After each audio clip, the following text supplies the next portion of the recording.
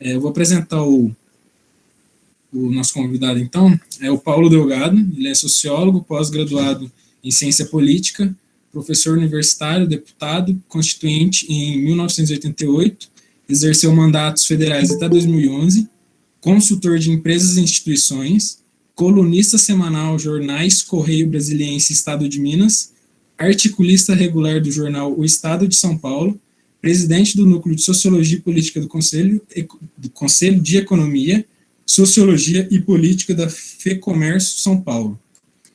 Então, eu vou passar a fala para você já, Paulo, e aí a gente já pode ir dando início. E aí, quando tiver faltando uns 10 minutinhos mais ou menos, eu te aviso. Certo?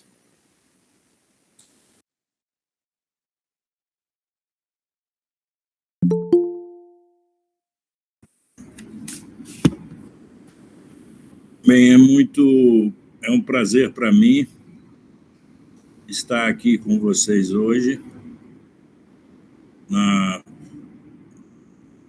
FATRA. É uma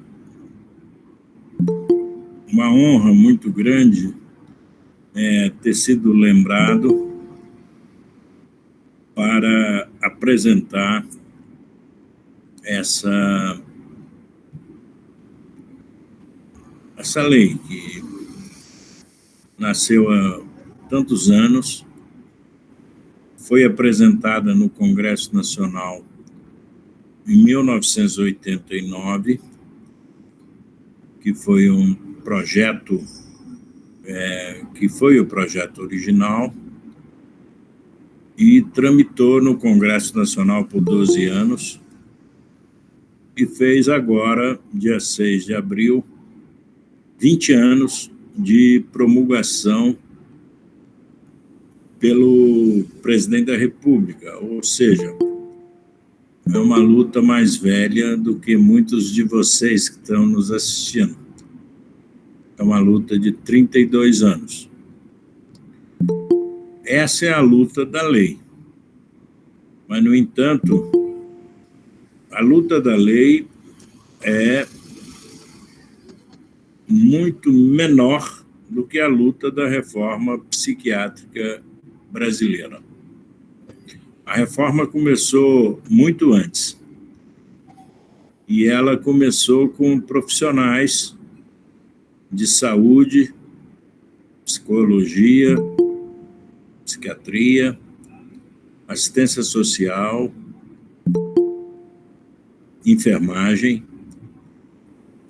terapia, familiares e pacientes que achavam que não era possível considerar que era difícil adoecer e que adoecer era um sofrimento maior do que o fato de já estar doente. Eu tinha acabado de me eleger em Minas Gerais, na minha região, Juiz de Fora, embora tenha nascido ali perto, numa cidade chamada Lima Duarte, mas da região de Juiz de Fora, eu fui procurado por profissionais da área de saúde, psicólogos, psiquiatras, e terapeutas, assistentes sociais e gente ligada à ideia de que nós devíamos mudar o modelo de tratamento do Brasil.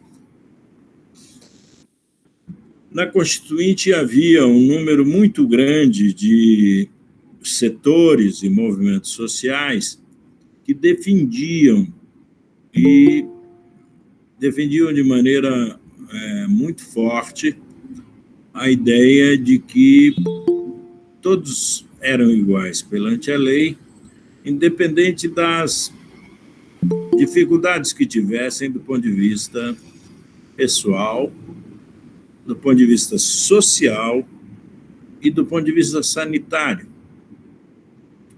Esse grupo me convenceu, em Juiz de Fora,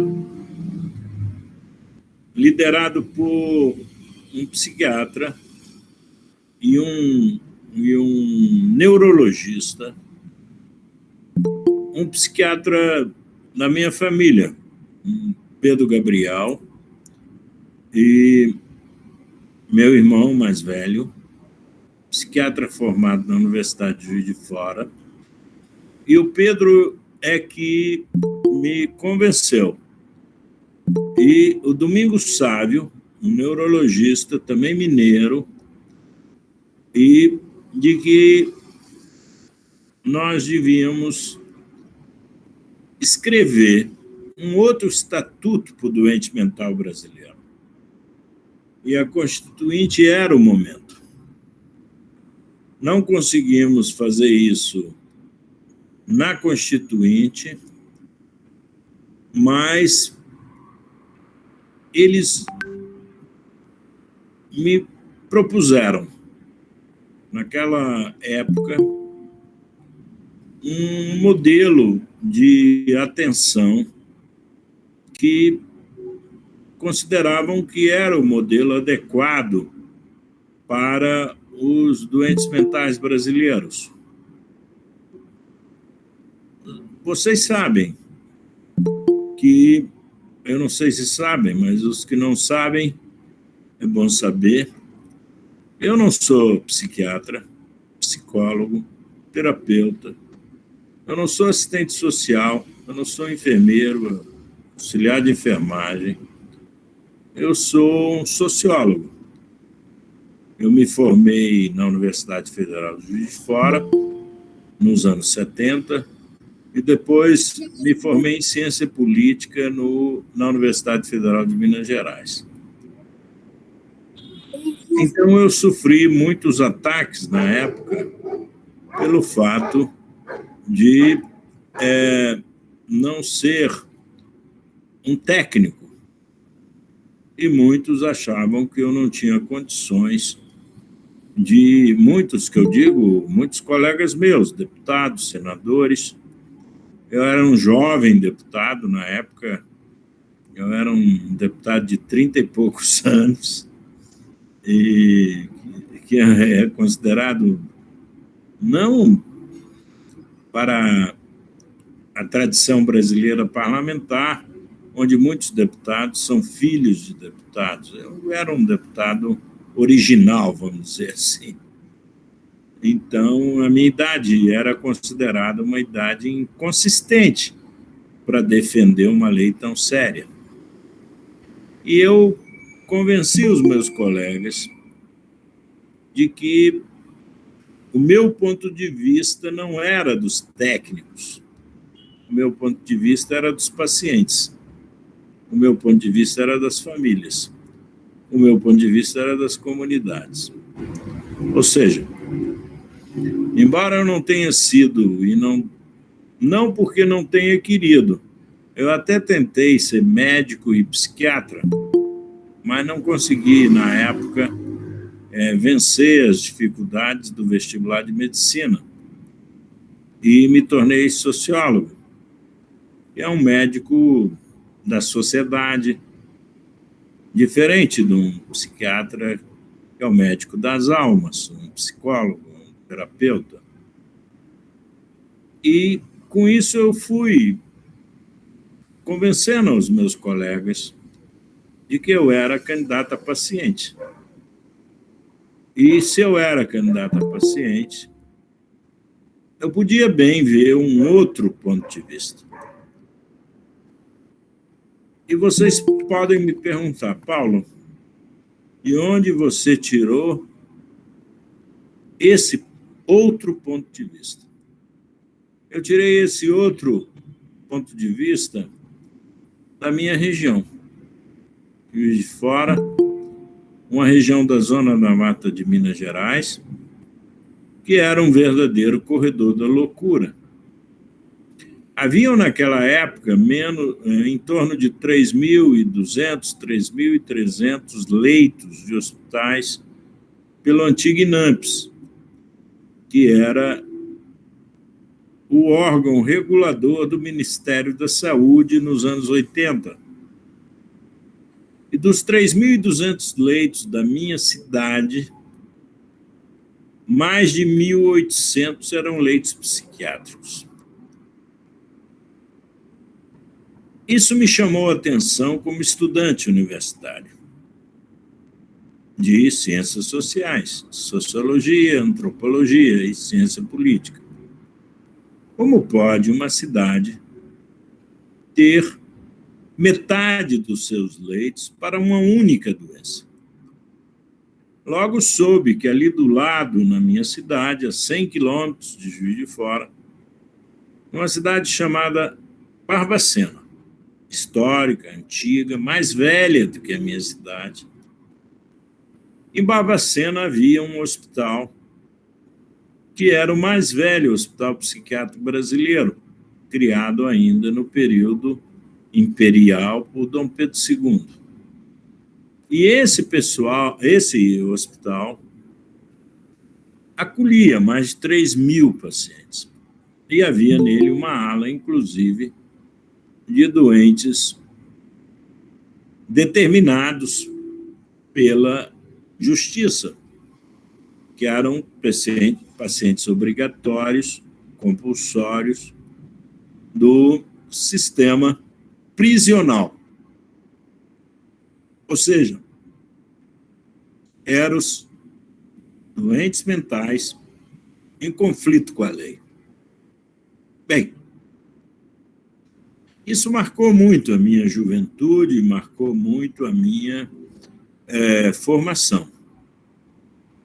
Quando eu fui fazer o mestrado em ciência política na UFMG, no DCP, no Departamento de Ciência Política, ocorreu um episódio nos anos de 1978, que muitos de vocês não tinham nascido, em que um psiquiatra italiano chamado Franco Basaglia, numa cidade portuária da Itália, Trieste, perto de Veneza,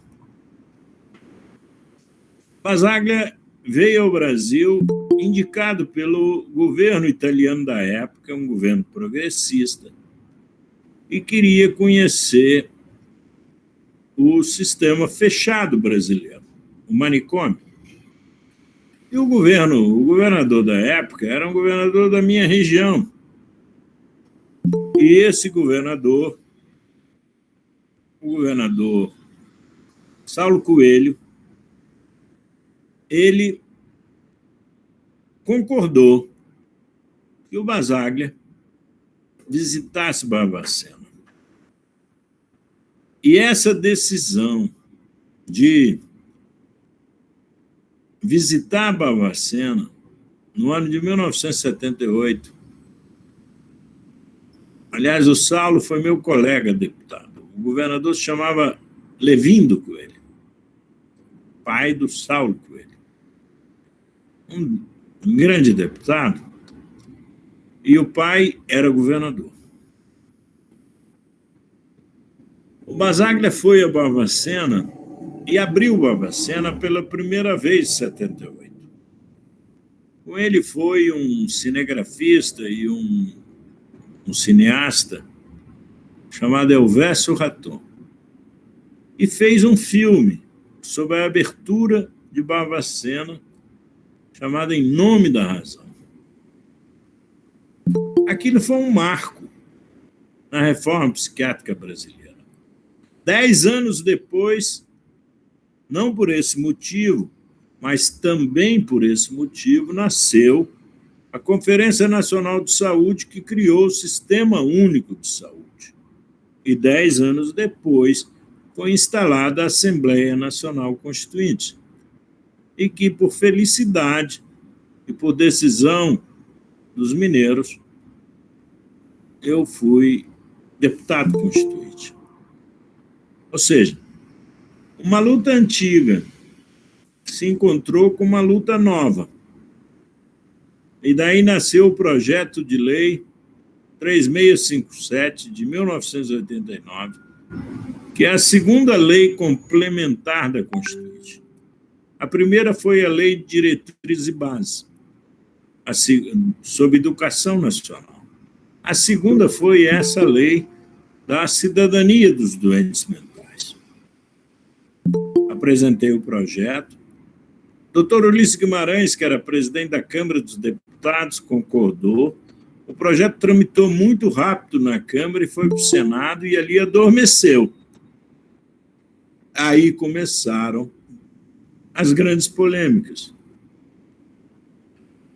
Ninguém imaginava que nós pudéssemos abrir os hospícios. Ninguém imaginava que alguém pudesse, algum político com mandato, se interessasse pelo doente mental. E doente mental não dá voto, doente mental nem vota. E, em muitos casos, as famílias dos doentes mentais têm muita dificuldade de entender a causa dessa lei. Então, até hoje, eu peço a vocês dessa área, profissionais, que tenham muito cuidado quando falam de deshospitalização, desinternação. Cuidem das famílias. As famílias gostam dos seus pacientes. As famílias não podem ser acusadas de estar internando pessoas contra a sua vontade. Esse é o grande desafio da nossa lei. Essa lei tramitou 12 anos, foi aprovada pelo presidente Fernando Henrique Cardoso, que, aliás, faz 90 anos agora, no mês que vem. Foi sancionada por ele, ministro Zé Serra. O ministro dos Direitos Humanos da época era o ministro Zé Gregóri. O ministro da Previdência Social, da Saúde, relacionada à lei, era o ministro Roberto Brant, mineiro, aí de Minas Gerais, uma pessoa absolutamente íntegra e um intelectual e um profissional extremamente informado.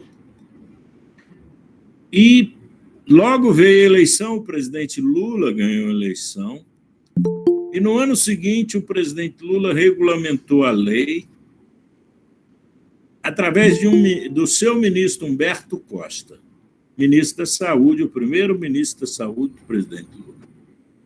Ou seja, essa lei de 3 artigos é uma lei que dispõe sobre a proteção e os direitos das pessoas portadoras de transtornos mentais e redireciona o modelo assistencial em saúde mental. Eu tenho muito orgulho de ter sido o deputado na época. Eu já não sou deputado há mais de 10 anos, e tenho muito orgulho dessa luta. Os direitos e a proteção das pessoas acometidas de transtorno mental, de que trata essa Lei 10.216, passaram a ser assegurados sem qualquer forma de discriminação quanto à raça, cor, sexo, orientação sexual, religião, opção política, nacionalidade, idade, família, recursos econômicos. E, principalmente, essa lei não admite discriminação segundo o grau de gravidade ou tempo de evolução do transtorno. Ou seja, é uma lei que acolhe a pessoa no momento que sofre e que precisa de continuar presente durante o seu tratamento. A lei é muito clara, ela diz que nos atendimentos em saúde mental de qualquer natureza, as pessoas e seus familiares ou responsáveis têm que ser sempre informados sobre o tratamento e sobre os direitos das pessoas que estão em tratamento. E ela discrimina, determina e diz quais são esses direitos. Um doente mental tem acesso ao melhor tratamento possível, resultado das suas necessidades. O doente mental tem que ser tratado com humanidade, respeito, e o tratamento tem que ser relacionado aos interesses da sua saúde, visando alcançar sua recuperação para que ele possa voltar à vida social, ao trabalho e à comunidade. Nós sabemos que nunca, muitos, não vão conseguir voltar à sua vida normal, não vão conseguir voltar a trabalhar os que trabalhavam. Mas aí eu digo a vocês que são jovens, estudantes, estão numa faculdade aí do nosso querido Triângulo Mineiro, as pessoas estão submetidas a ritmos diferentes. Nós todos estamos submetidos a ritmos diferentes. Há quem levante cedo e ande rápido, há quem levanta tarde e ande rápido, mas é quem ande devagar. Tem gente que não gosta da manhã, tem gente que é mais rápido de tarde, tem gente que prefere a noite. Por que as pessoas que são consideradas normais, esses ritmos tanto encantam e tanto definem uma personalidade? Por que o doente mental não pode ter também esses ritmos? Por que ele não pode gostar mais do inverno do que do verão? Por que ele não pode gostar mais do frio do que do calor? Por que ele não pode gostar mais do silêncio do que do barulho?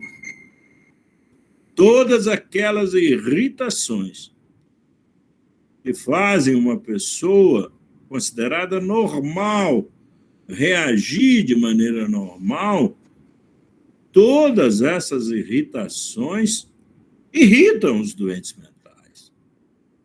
Aliás, irritam os gatos, irritam os cachorros, irritam os passarinhos.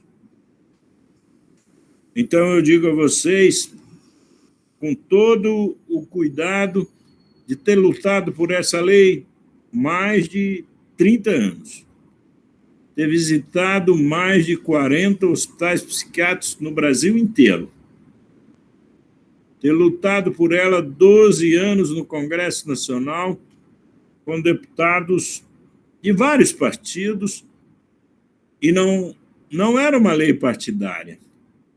Tanto como eu disse a vocês, foi sancionada pelo presidente Fernando Henrique e foi regulamentada pelo presidente Lula.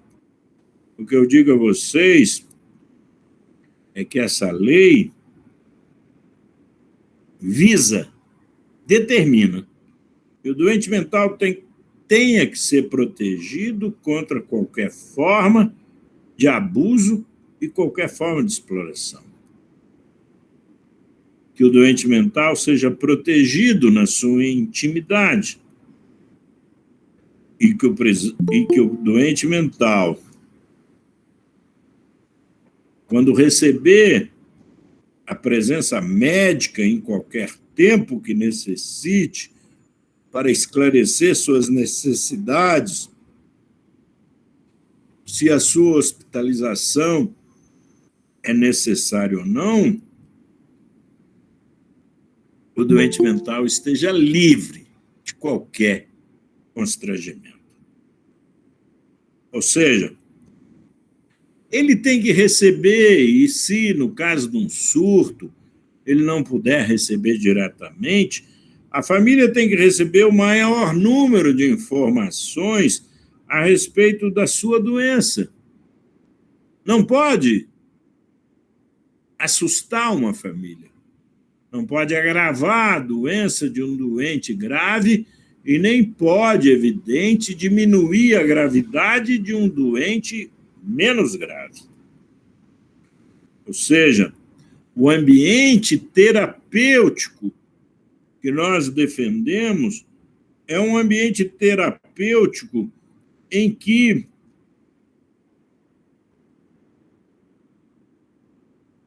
toda a forma de atenção seja a menos invasiva possível. O doente mental tem o direito de ser tratado em serviços comunitários, cada vez mais perto do lugar que adoeceu. Essa lei está aí há 20 anos, com todos os problemas que os senhores e senhoras conhecem, porque essa lei é um dos alicerces do SUS, do Sistema Único de Saúde. Essa lei fala que o doente mental não pode ser desterritorializado. Quanto menos ele viajar, melhor. Quanto mais longe de onde adoeça, melhor. Todos têm direito ao tratamento universal. Os melhores remédios que a medicina tenha à disposição. E é um dado que tanto hoje cria conflito com os sistemas políticos. O doente mental tem direito ao controle social. O doente mental não pode ser vítima do poder equivocado. O poder, às vezes, se equivoca. Não é que o prefeito seja ruim, de índole ruim. Não é que o governador seja um desastrado. Não é que o presidente da República seja um tagarela. São índoles que não conhecem a nossa realidade de quem trata e cuida do doente mental. Então, você, jovem, profissional, não jovem, mais experiente, não deixe de encarar o prefeito, o vereador, o deputado estadual, o governador, o deputado federal, o senador e o presidente da República. Falem com ele com o coração. Abram o coração para as pessoas que não compreendem a dor do doente mental. Eu fui político muitos anos.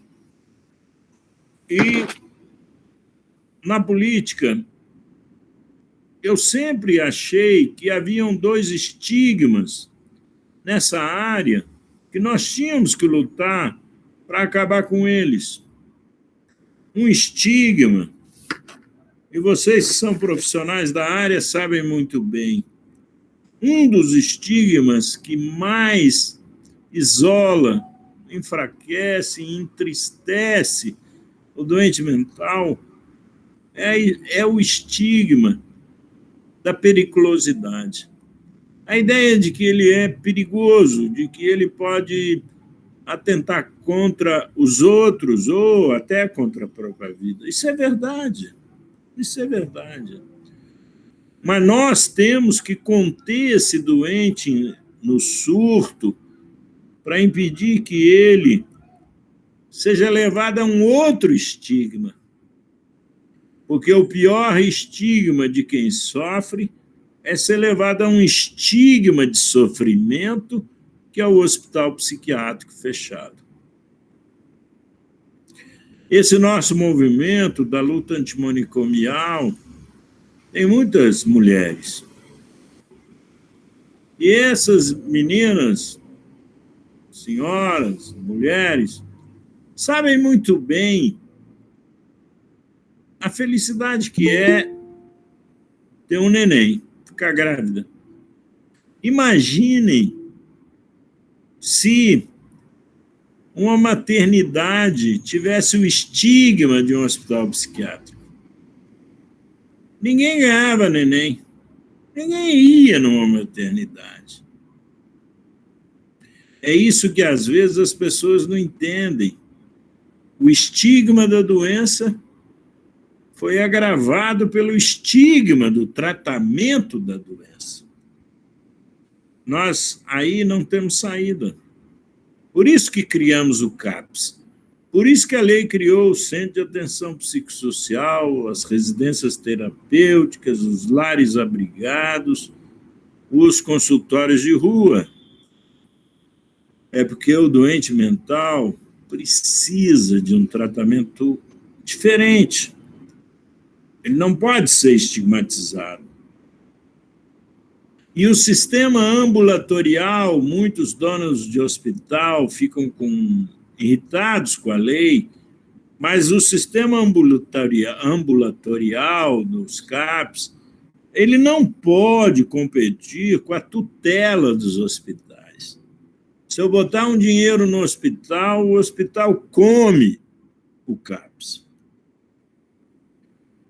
Porque muitas vezes as pessoas não têm ideia de que para você fortalecer o certo, você tem que fechar o errado. Embora essa lei permita a convivência dos dois sistemas, nós preferimos desviar ou deslocar ou fazer predominar o recurso no sistema ambulatorial.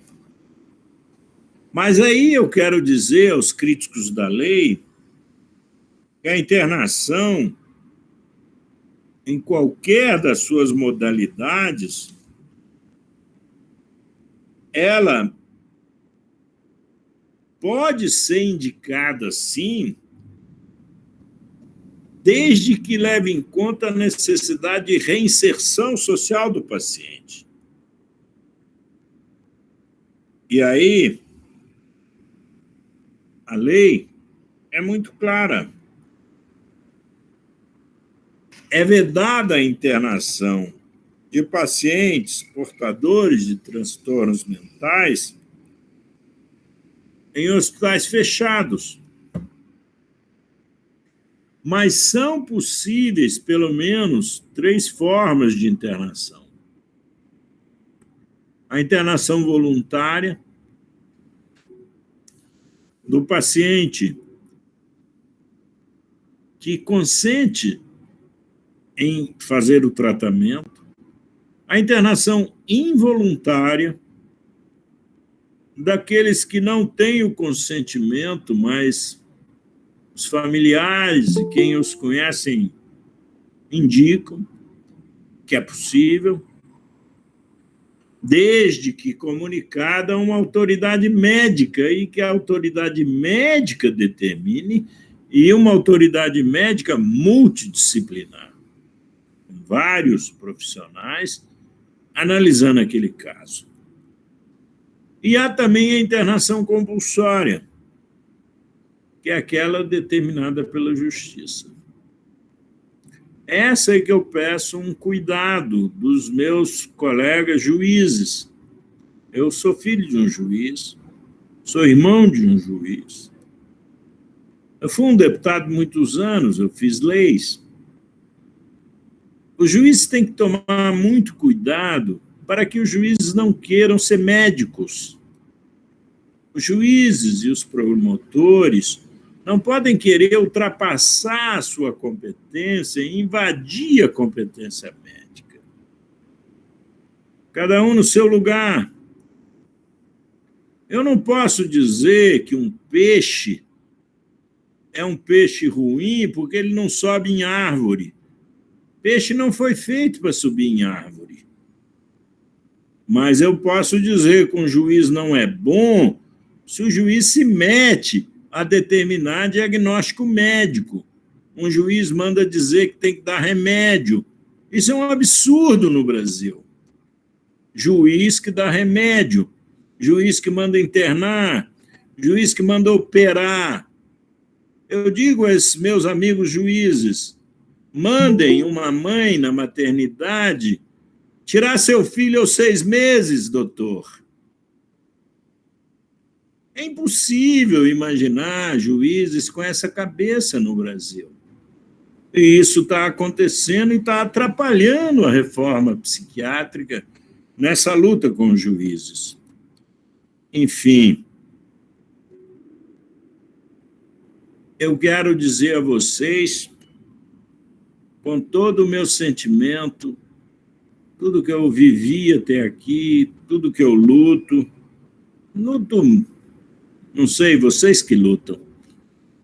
Eu simplesmente sou um espelho na luta de vocês. Eu fui deputado, não sou mais, há mais de 10 anos eu não sou deputado.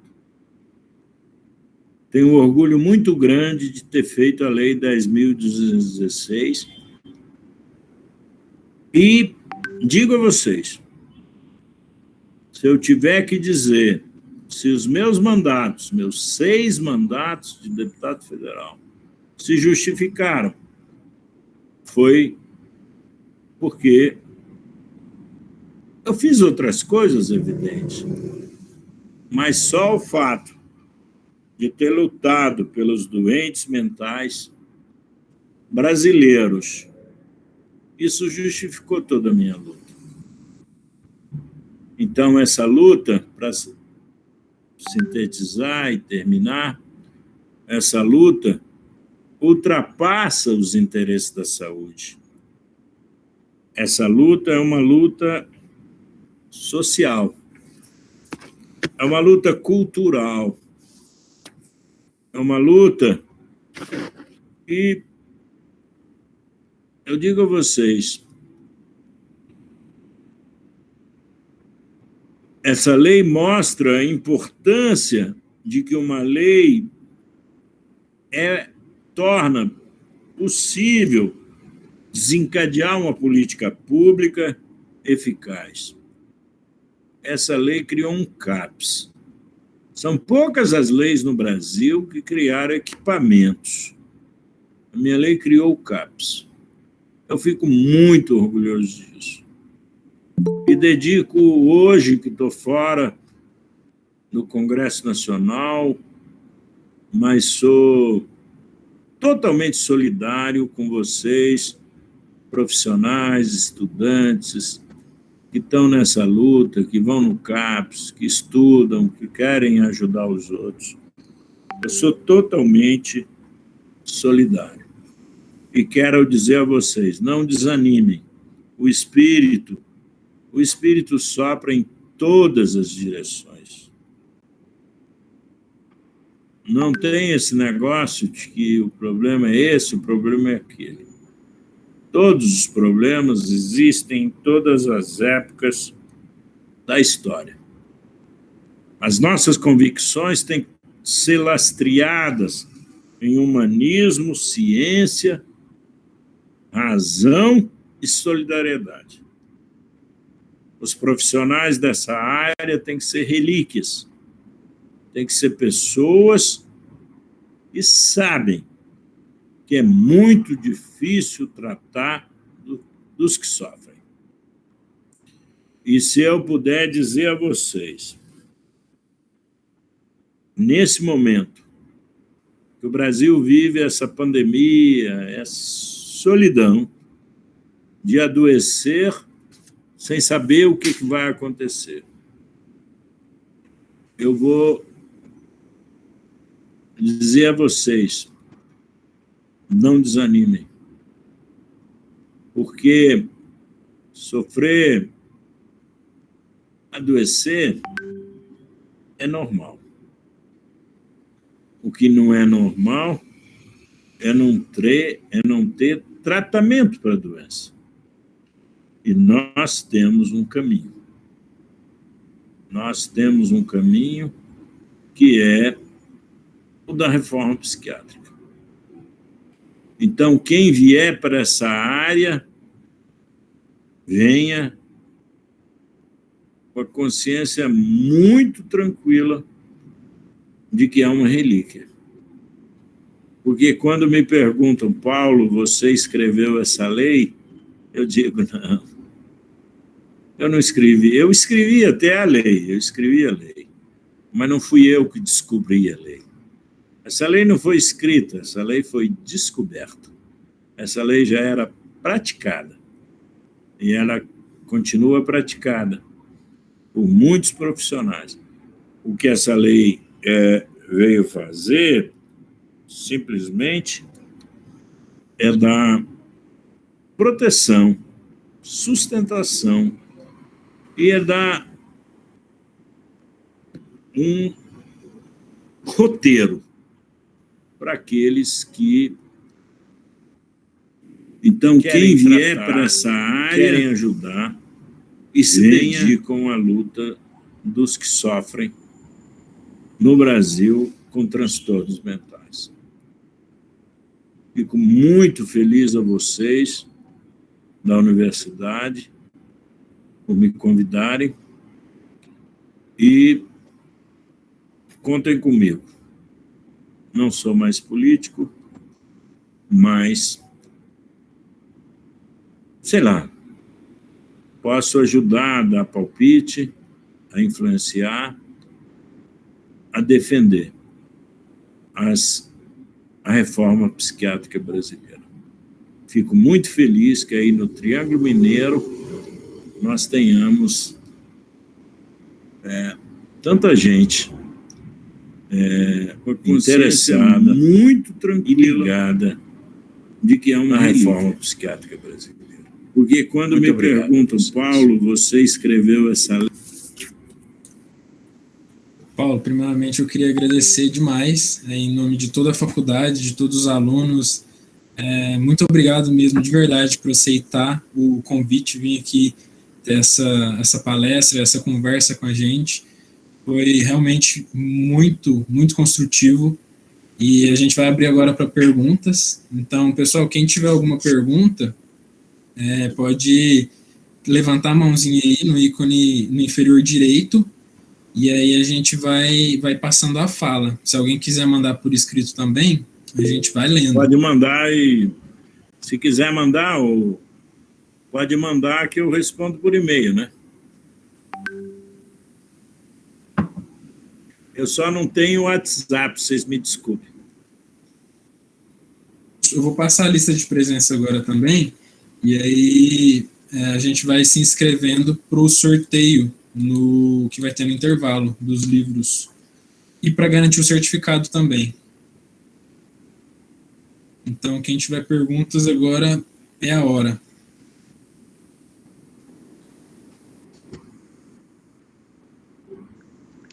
Olha, não tem como escrever boa noite. Amei a palestra. Ela foi bastante esclarecedora.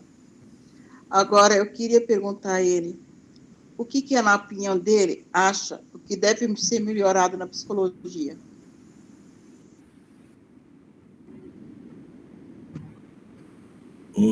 Muna, você pode só repetir a pergunta, Muna? Eu queria perguntar o que o senhor acha que deve ser melhorado na psicologia. É melhor melhorar a cabeça das pessoas, né, Muna? Não, olha, os conselhos de psicologia tiveram um papel muito importante na reforma psiquiátrica. Todos eles, em todos os estados do Brasil, me ajudaram muito a defender a reforma. Eu acho que, sem querer, assim, hoje eu não tenho esse papel, não sou um ministro de Estado, né? Eu posso, assim, dar a minha opinião sem querer interferir nas decisões de vocês. O que eu não gosto muito, Muna, é quando você psicologiza demais os problemas das pessoas. Hoje, no Brasil, tem uma tendência de achar que todos os problemas são psicológicos. E há muita gente ganhando dinheiro e muita gente com prestígio nas redes sociais, analisando os brasileiros a partir de dificuldades emocionais. Eu vou te dizer, o sistema mundial que define as dificuldades psicológicas, infelizmente, no mundo, é um sistema só. É o sistema dos Estados Unidos, o norte-americano, que é o DSM-5. Esse sistema, tudo é doença mental. Se você falar depressa, se você falar devagar, Nas escolas, os professores estão vivendo uma situação aterrorizante, porque estão começando a tratar como problemas psicológicos, problemas que são sociais dos seus alunos. Então, se os cursos de psicologia pudessem ter uma cadeira que analisassem esse novo quadro do sofrimento mental, especialmente, Muna, dos jovens por causa de álcool e droga. Porque hoje esse é o grande universo que nós conhecemos menos. Por que os jovens estão indo tanto para a droga? Por que os jovens estão indo tanto para o álcool? Então, acho que ajustes no currículo das carreiras de psicologia poderia ajudar, né? Mas são opiniões de um professor, né? Um ex-deputado, um professor. Fui professor de jovens, de adolescentes, e observo hoje muito isso, né? Mas é a minha sensibilidade. Mas vocês são profissionais, vocês encontrem a solução. Mas uma cadeira sobre a doença moderna seria interessante.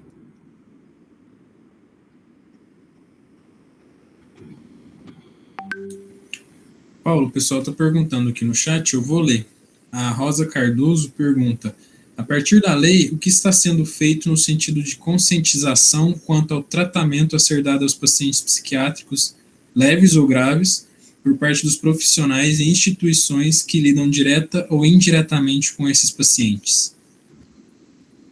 Olha, o Flor, hoje tem, pelo que eu tenho visto, tem uma competição muito grande com as políticas públicas, né? Depende muito, aí em Minas, hoje não estou morando em Minas, mas às vezes tem conflitos entre a política nacional, a política estadual e a política municipal. Então há um conflito às vezes no sistema tripartite, que são os três poderes: federal, estadual e municipal. Os recursos, que eu estou sabendo, estão escassos. O governo federal está diminuindo muito os recursos para a reforma psiquiátrica. Mas eu não acho que isso seja o fim do mundo. É preciso de ter articulações do sistema de saúde aí da região com o governo do estado. Porque se os municípios se unirem com o governo do estado, o governo federal é obrigado a mandar o recurso. Então, é um problema de política de saúde. O que está faltando, às vezes, é a interlocução e diálogo dentro da política de saúde.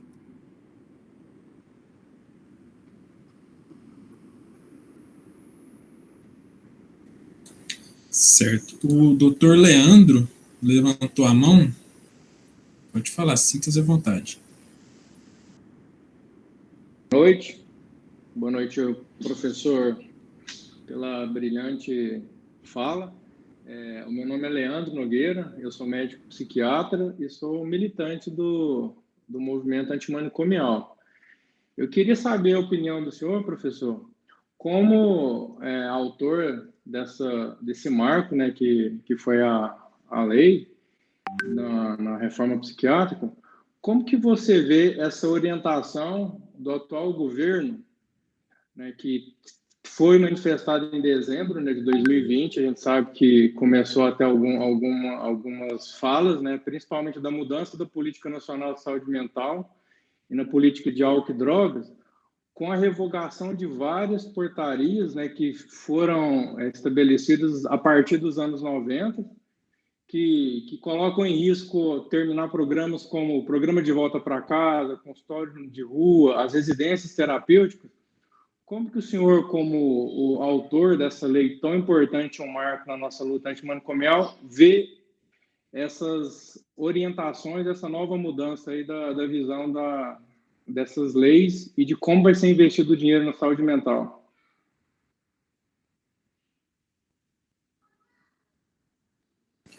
Paulo, o senhor está mutado, a gente não está te escutando. Obrigado, Leandro. Eu vou te dizer, eu acho que o governo está totalmente equivocado, porque, na verdade, ele não vai conseguir fazer o chamado revogaço, ele não vai revogar todas as leis, porque senão ele atingiria tanto os conselhos todos, inclusive o conselho de adolescentes, porque o mundo de álcool e drogas está muito ligado ao mundo dos adolescentes, então ele não tem força para revogar tudo, mas é evidente ele tem força para sufocar a reforma psiquiátrica. Só que o governo está com 15 meses, em 15 meses o governo acaba, né? Passou muito tempo tentando fazer isso, não conseguiu. O que nós precisamos, eu concordo com você e com o seu alerta, mas a gente tem que procurar, nós temos que procurar aliados municipais, aí no estado de Minas Gerais, para impedir que, vamos dizer, o sistema tripartite, o sistema das três conferências, a municipal, a estadual e a federal, que essas três conferências decidam contra o município, que são 3 votos. Eu acredito muito que o sistema republicano brasileiro, o sistema federal brasileiro está preservado. Mesmo com todos os problemas no sistema nacional, o sistema federal não está revogado. Nós somos Brasília, aliás, cabeça muito grande, Brasília é muito grande. Nós somos Estado, 27 cabeças estaduais, e nós somos 5.000 e quase 800 municípios. Então, eu acho que a nossa resistência é no sistema federal, é resistir organizando os municípios, se aliar a municípios vizinhos, fazer uma conferência intermunicipal. Eu acredito. Eu sei que a luta é dura, mas é a luta necessária. E não acredito em regressão total, assim, tipo, revogar a lei. Não vai conseguir, não passa. Não passa. Os brasileiros sabem que essa lei, mais do que uma lei do doente mental, do sofredor de doença mental, essa é uma lei do cidadão brasileiro. Qualquer um de nós pode sofrer uma crise e ser internado. Essa é uma lei do louco cidadão, eu diria assim. Mas acho que o seu alerta nós temos que levar em conta.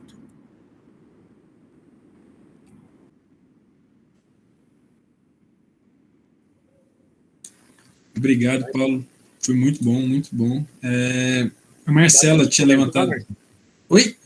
Dá tempo de comentar alguma coisa ainda? Não? A Marcela tinha levantado a mão primeiro, o Alexandre. Deixa só ela falar rapidinho, tá bom?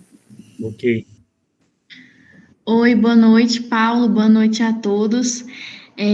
Paulo, a minha pergunta é referente aos manicômios judiciários, porque você falou um pouco sobre o juiz determinar diagnóstico e eu fiquei um pouco curiosa sobre qual a sua opinião referente aos manicômios judiciários, porque hoje, a partir dos eventos que eu participei, que eu já conheci um pouco do assunto, é um tema que ainda não tem muita solução. Essa questão aí do julgamento, para a pessoa que tem um transtorno mental, é diagnosticada. Então, eu gostaria de saber a sua opinião sobre isso e o que você pode contribuir aqui para me dar uma clareada. Olha, Marcela, o manicômio judiciário é o cliente mais fácil de um advogado, é o louco infrator. Porque costuma o próprio advogado de defesa dele divulgar que ele é perigoso. Eu não acredito na defesa do louco infrator por advogados de mídia. Eu sei que há o louco infrator que, num surto, produz um crime. Mas há também o crime de classe média, há também esse crime de colarinho branco que usa a psiquiatria para se livrar da cadeia. E se diz em tratamento mental ou se diz em surto. Então, a lei do louco infrator eu não fiz. Por quê? Na época, eu achei que se nós misturássemos essa lei com a lei do louco infrator, a sociedade não ia entender. Essa minha lei, vamos dizer assim, essa lei 10.216 é do louco normal. Somos nós. É da pessoa que pode ter um sofrimento, coisa e tal. O louco infrator não tem lei no Brasil. Ele está condenado à prisão perpétua. A tutela dele é do Estado.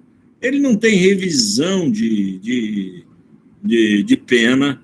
Não tem. Você vai nos manicômios judiciários, ninguém revisa a pena de um louco infrator, a não ser que ele seja rico. Então, é um absurdo, é um depósito.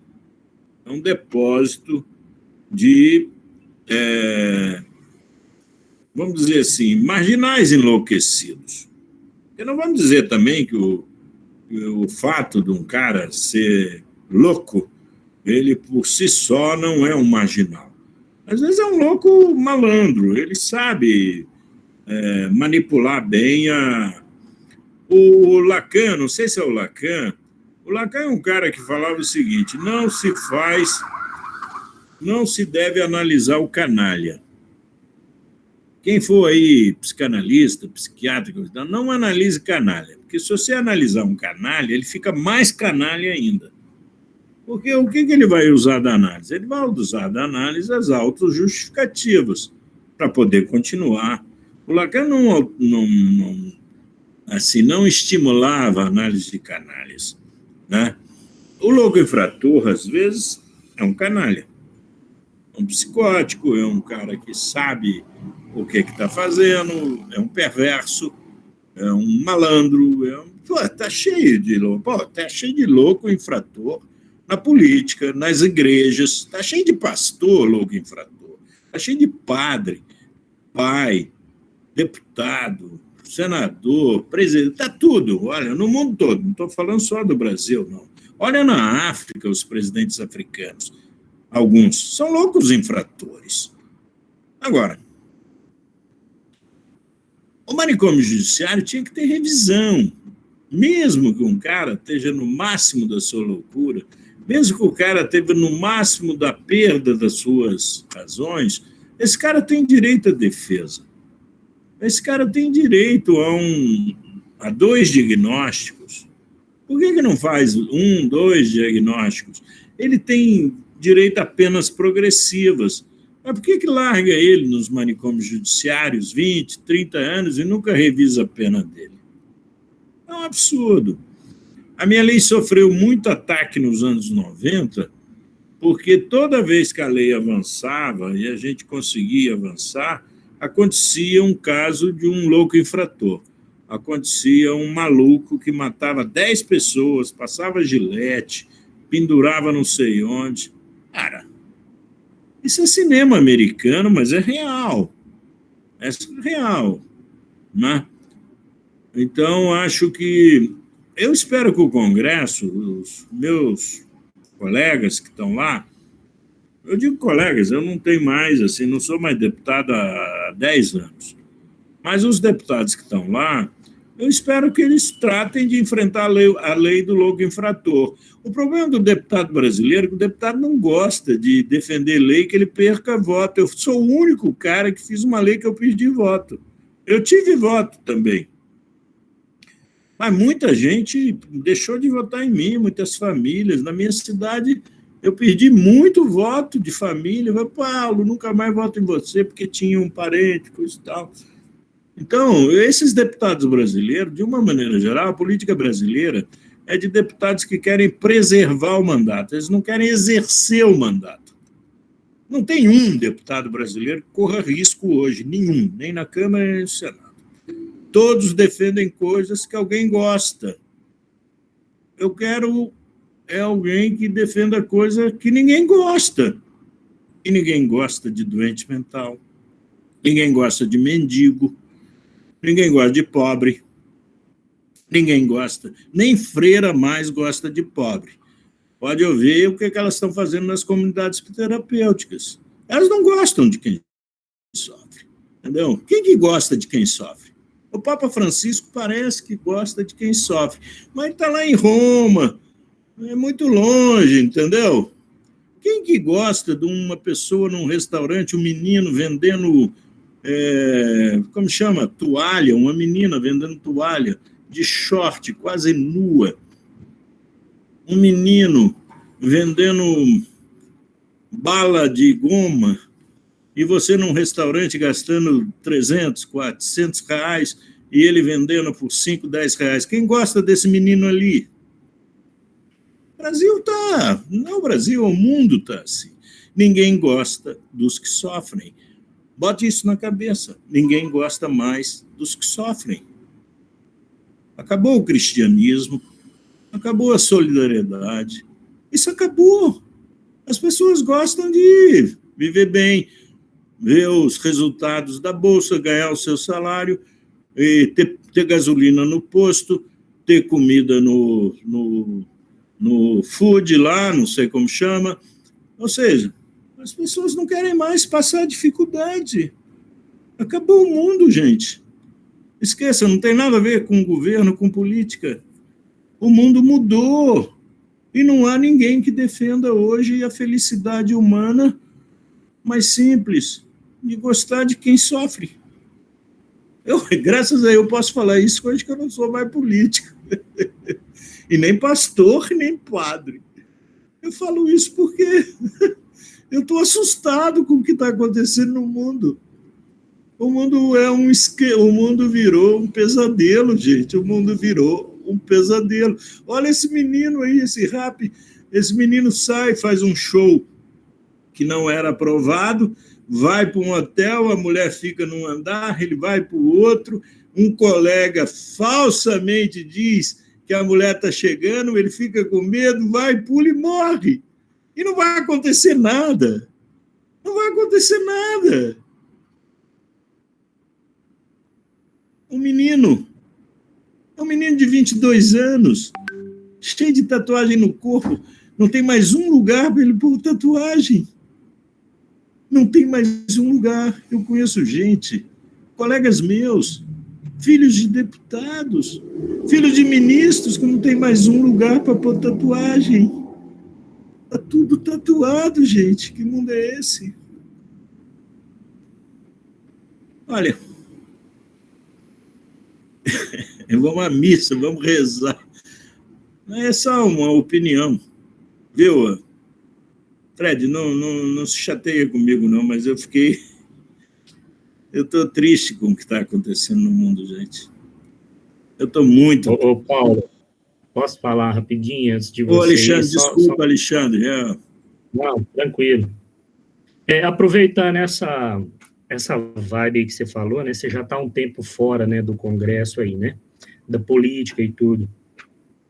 Eu fico pensando, porque eu já sou uma pessoa já de meia idade, acompanho bastante, assim, a política, essas coisas, e eu fico vendo que as mudanças, na verdade, a lei existe, mas a sutilidade em volta da lei ela é muito grande, né? Eu fico pensando que mesmo essa lei, né, que você esforçou tanto, ela possa ficar sucateada demais e a gente não vê representante, né, do calibre que você foi quando era deputado defendendo assim a área da saúde, né? Eu fico pensando isso. Você vê perspectiva em pessoas assim que possam representar a gente assim? Eu vejo esse novo ministro da Saúde aí, por exemplo, né? A gente parece que fica até com medo, né? Alexandre, olha, eu vou te dizer uma coisa. Eu recebo assim, vamos dizer, eu recebo a sua observação até como um elogio, mas tem gente que possa fazer isso. Eu acho que tem. Eu dei uma sorte muito grande, e o movimento da luta antimanicomial deu uma sorte também, porque eu consegui me eleger muitas vezes. Eu fui um deputado longo, vamos dizer assim, eu fui um deputado de longa duração. Que para defender essas coisas precisa ficar muito tempo nessa briga. Entendeu? E hoje, eu acho que você tem razão, hoje eu não vejo assim deputados, senadores, que se fixam num projeto só assim e lutem a vida toda por ele. Hoje hoje nós temos político salpicão, né? É aquela salada que tem tudo, né? Tem batata, cebola, tem. Nós talvez precisamos de um político menos salpicão, né? Mas isso pode ser feito. O movimento da luta antimanicomial, as universidades, a psicologia, a psiquiatria, a assistência social, a enfermagem, se vocês se unirem no estado todo, vocês escolhem um cara ou uma mulher. É só escolher e ir para cima. Eu fui escolhido na época. E eu não fui nem escolhido, vou confessar a você aqui, Alexandre, eu não fui nem escolhido pela luta pelos doentes mentais. Eu fui escolhido pelos cegos. Quem me escolheu para ser constituinte foi o Instituto dos Cegos de Juiz de Fora. Eles que viraram assim, Paulo, nós precisamos de um representante na Constituinte, porque não tem nenhum deputado cego. Agora tem. 32 anos depois, tem um deputado cego, acho que do Espírito Santo, né? Não sei, o de São Paulo. Não tinha um deputado cego. Aí eu até brinquei com eles, vocês não vão querer que eu fure meu olho para ser deputado. Aí eles me apoiaram. Eu comecei a lutar pelos deficientes visuais, e foi a minha luta pelos deficientes visuais, porque eu que criei a lei do sinal sonoro. Ninguém sabe, porque eu era de um partido que não gostava de dizer, assim, o meu partido não gostava de elogiar os seus filhos, entendeu? Já viu essas porcas que tem muito porquinho, que escolhe 3 para elogiar e deixa 8 sem elogiar? Eu fui o filho dessa porca. E eu fui aquele porquinho que não foi elogiado.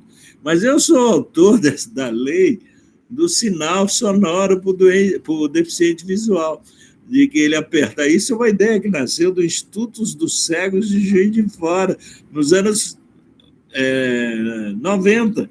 A gente aperta ali o sinal, aí faz aquele barulhinho, aí o cego atravessa. Essa lei é minha. E foi aprovada, e eu acabei ficando conhecido mais pela lei da saúde mental. Então, eu acho, se vocês se unirem, psiquiatras, psicólogos, terapeutas, os professores, os psi todo dessa área, e fazer um congresso, faz um congresso aí, pode me chamar como padrinho. Eu vou entrevistar os candidatos, 3, vai ser igual ao concurso de Miss.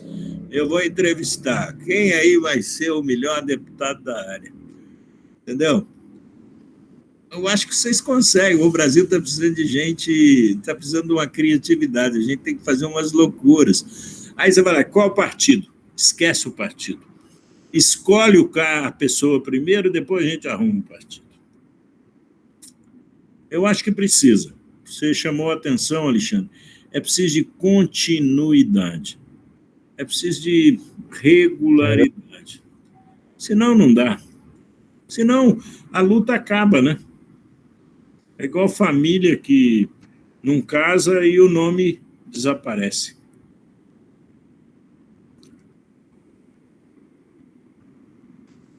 Paulo, muito obrigado. Então, a gente acabou passando um pouquinho do seu tempo. Deixa só, a título de explicação, uma fala do senhor deu a entender como se eu fosse o Fred. Não sei se foi realmente isso que aconteceu, mas só para explicar, eu, na verdade, sou aluno. Esse evento foi organizado por alunos. O Fred ajudou a gente, orientou. Né? Ele é esse cara mais bonito que apareceu agora, ali embaixo. Mas... Não, que é ele que me mandou o e-mail, pô. Como você chama? Eu chamo Marcelo. Ô, Marcelo, pô, faltou o seu e-mail, pô. Pois é, faltou. É porque a gente tentou reduzir, né, para não ficar mandando vários e-mails e ficar chato. Não, foi eu. Ô, Fred, desculpa. Fred, leia-se Marcelo. Isso. Então, Paulo, muito obrigado pela presença, por toda a palestra, toda a conversa que a gente teve agora. Foi realmente incrível, né? Não tem nem palavras para descrever, para te agradecer.